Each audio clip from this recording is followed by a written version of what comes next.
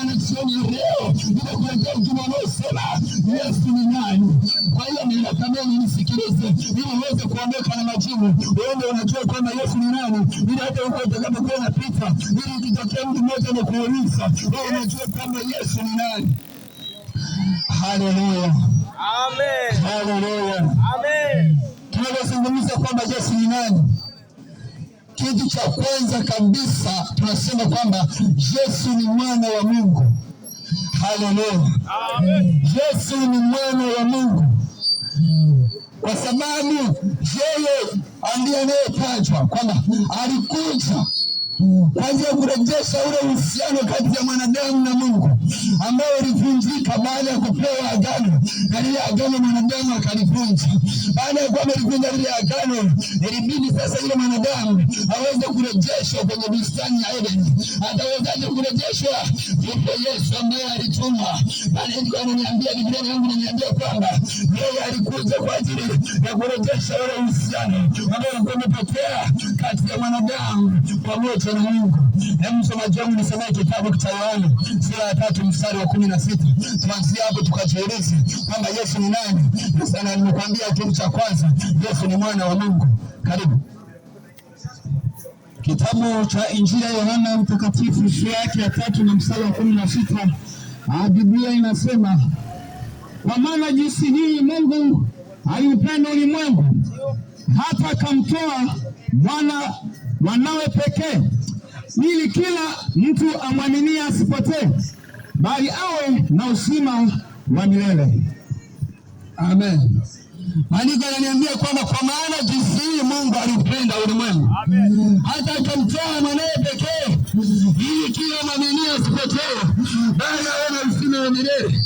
Inawezekana wewe ukawa unajiuliza, ama nilipotea kwa namna gani? Inawezekana wewe ukawa unahangaika, unasema mimi nilipotea kwa namna gani? Lakini nikwambie ile jambo ambayo alisababisha yule mwanadamu wa kwanza ambaye alivunja agano la Mungu, huyo ndiye alikufanya na wewe leo tupate habari za Yesu, ili uweze kubadilika, uelekee Yesu tena, ili uweze kupokea mabadiliko, ili uweze kurejeshwa tena. Kwa sababu Yesu Kristo alikuja kumtoa mwanadamu mwenye vifungo vya wagonjwa, mwenye laana na mikosi, mwenye vifungo vya umasikini, mwenye vifungo vya kichawi, mwenye roho za giza, mwenye nguvu za kiganga, na ndio kama vinampesa. Yesu alikuja kurejesha ule uhusiano uliokuwa umepotea. Ndio maana ninakwambia kitu cha kwanza, ama Yesu ni nani? Ninakwambia Yesu ni mwana wa Mungu, kwa sababu alikuja akafa msalabani. Alikuja msalabani, maandiko yananiambia siku atakapofufuka, lakini pale saa 9 akatakata roho. Maandiko yananiambia akasema imekwisha. Maana nimekwisha, ni kwamba kuna uganga tena, ni kwamba kuna roho tena itakayokutesa, ni kwamba kuna ngoja ndoto mbaya tena, ni kwamba kuna kuendelea kwenye masikini, ni kwamba kuna kufeli tena kwenye maisha. Ni kwa nini mjiulize ni kwa nini unafeli? Ni kwa sababu utamkubali Yesu, ni kwa sababu utamkubali Yesu, ni kwa sababu utatambua Yesu ni nani. Ungekuwa unatambua rafiki yangu, ungekuwa unatambua kaka yangu, ungekuwa unatambua dada yangu, ungekuwa unatambua baba yangu, ungekuwa unatambua mama yangu, ungekubali Yesu ili awe Bwana na Mwokozi wa maisha yako. Mtazamaji ananiambia yeye alipokuja alikuja kutafuta yule aliyekuwa amepotea. Aliyekuwa amepotea ni nani? Mwanadamu baada ya kuvunja ule uhusiano wake na Mungu. Haleluya. Haleluya. Yesu alikuja kutafuta kile kilichopotea. Aliyepotea ni mwanadamu. Hebu nisikilize.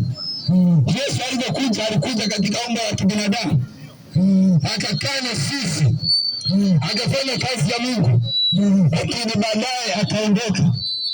Alipokuwa akikaa, maandiko yananiambia kwenye kitabu kile cha Mathayo kwamba akaja malaika kutoa taarifa. Wakati Yusufu anamuona Mariamu ana mimba, akasema akazini moyoni mwake kwamba amwache. Lakini Biblia inaniambia malaika wa Mungu akaja akamwambia Yusufu, usikatae kumchukua mkeo Mariamu, maana yeye amebeba mimba kwa uwezo wa Roho Mtakatifu, naye atamzaa mwana, mtamwita jina lake Yesu. Hapana, ananifurahisha, anasema jina lake ni ataitwa Immanueli, yaani Mungu pamoja na sisi, yaani Mungu pamoja na wanadamu, yaani Mungu pamoja na wanadamu, yaani Mungu pamoja na wanadamu, na huyo ndiye atakayeokoa wanadamu pamoja na dhambi zao. Huyo Yesu ndiye tunayemtangaza katika viwanja hivi. Nimekwambia kitu cha kwanza, Yesu ni nani?